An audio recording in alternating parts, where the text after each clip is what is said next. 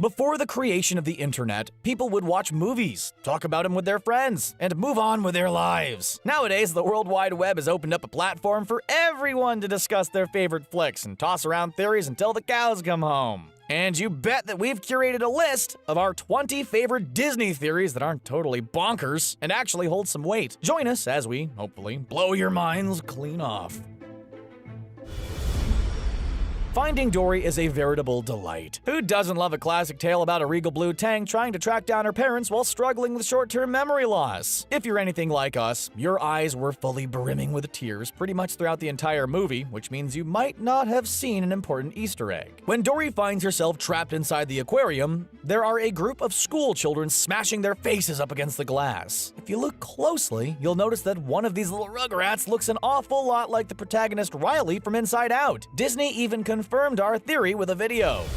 What do two sisters who live in a frozen wasteland and a man who only wears loincloths have in common? Turns out a whole lot more than you think. In an interview with MTV, Frozen director James Buck confirmed that Tarzan, Anna, and Elsa are actually siblings. He explains that the girls' parents were on their way to a wedding across the sea, but their ship crashed and they washed up on an exotic island. After surviving, they picked up their socks, had a new baby, built a sick treehouse, and ended up getting eaten by a leopard. Some people just aren't built for adventure. Adding to that theory, we think that the Little Mermaid also fits into this story. Remember when she's sleuthing around a ship trying to find things to add to her collection of human trash? We believe this is the shipwreck from the boat the King and Queen of Arendelle were on. We know that Frozen is set in Norway, and that the Little Mermaid is set in Denmark, so it makes sense that their ship would have crashed near their homeland. We're just happy that she doesn't find a couple skeletons to add to her assemblage of thingamabobs. Another familial link that we would like to argue is that Ariel and Hercules are related. We even dusted off our books of Greek mythology to solve this one. As we know, Hercules is the son of the almighty lightning slinger Zeus. If you take a look at the Greek family tree, you'll notice that Zeus's brother is Poseidon, and Poseidon's son is Triton, aka the king of underwater CrossFit. This means that Hercules and Ariel are actually first cousins, once removed. Seems like fiery redheads run in the family. Aladdin is set in an ambiguous time period. While upon first glance, the movie seems like it takes place in the past because of the dated garb. Everyone is also making pop culture references. When the genie starts impersonating Arnold Schwarzenegger and Jack Nicholson, we know for sure he's a modern man. But here's the rub. When he's released from the lamp, the genie says he's been trapped for 10,000 years, meaning the film must take place 10,000 years after the Terminator came out. I'll be back. Meaning it can't be set in the past. So if all of this is true, that means humankind can look forward to a future where there are flying carpets. Sweet.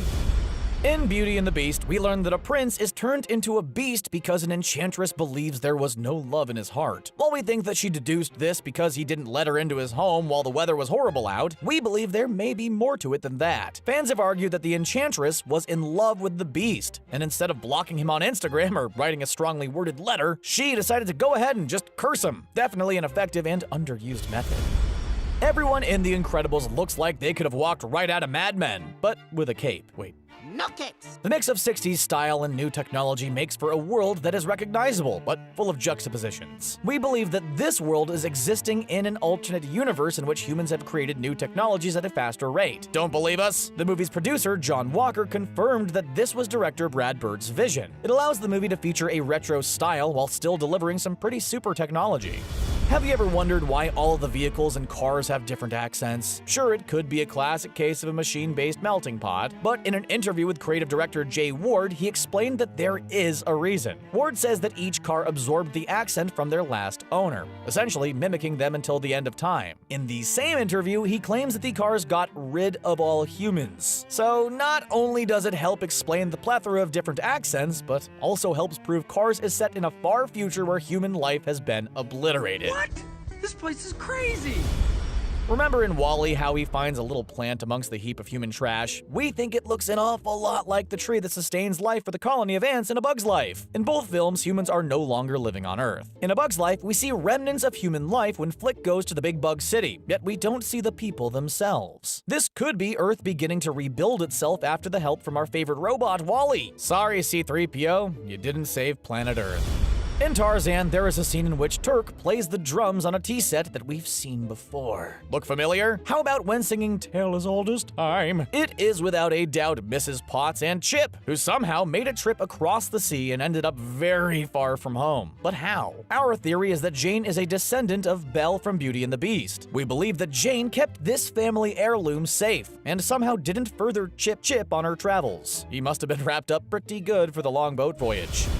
This theory suggests that Inside Out exists in the same universe as Monsters, Inc. Fans have suggested that Bing Bong was appointed to be Riley's monster, just like Sully was matched with Boo. The only difference is Inside Out is set in the future, where monsters are harvesting laughter instead of screams. This means that instead of Bing Bong disappearing as she grows up, he actually moves on to make another kid laugh. It definitely beats the original story where he sacrifices himself to live in a pit of lost memories.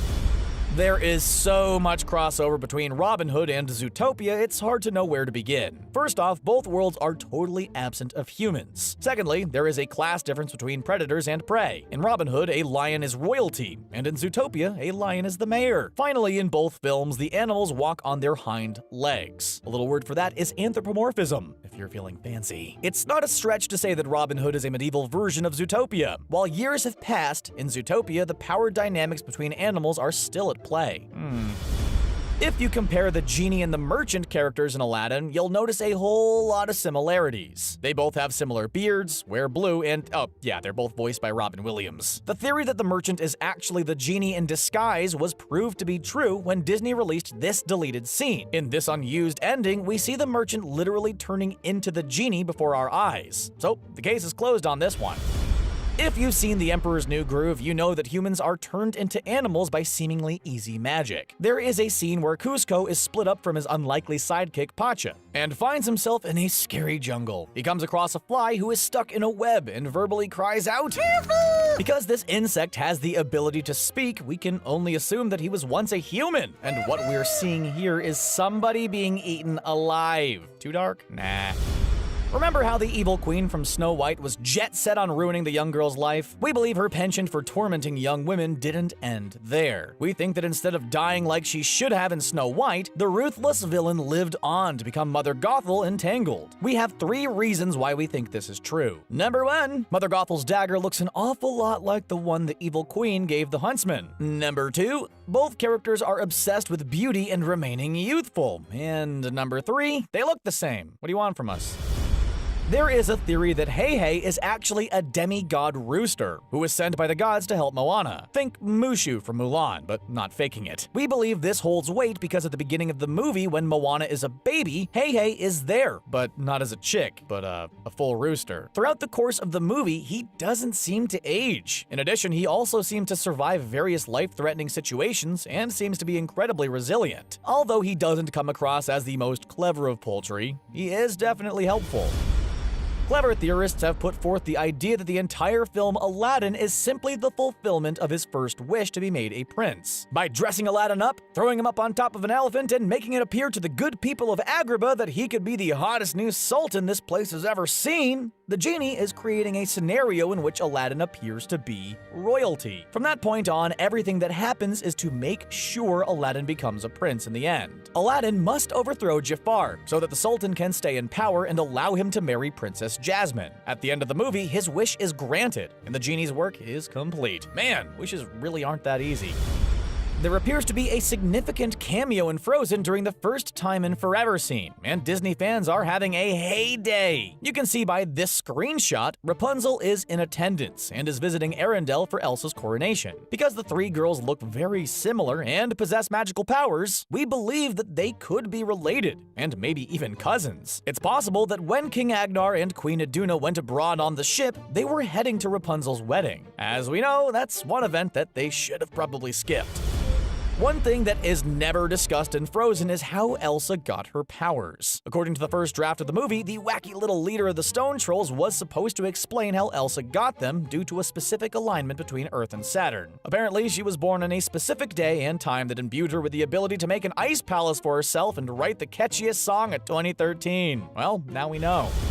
Our final theory is about where Jessie came from in Toy Story. As we know, she was abandoned by her previous owner, which left her incredibly traumatized. When we take a closer look at her memories, we can see an image of Jessie lying on a bed that looks like it's from the 70s, and next to her is a cowboy hat. We see Andy wearing this same exact cowboy hat when he's playing with Woody. Coincidence? Fans have suggested that it was Andy's mom who was the original owner of Jessie, and therefore will never be forgiven and will forever be known as the toy abandoner. Thank you for tuning in for this new theory talk. Is there anything we missed? Feel free to share. Is Mickey Mouse actually Ratatouille and we somehow missed the connection? Was Cinderella playing the prince to overthrow the court? Throw anything you got at us. Come on, we can take it. Stay tuned for upcoming videos and don't forget to subscribe.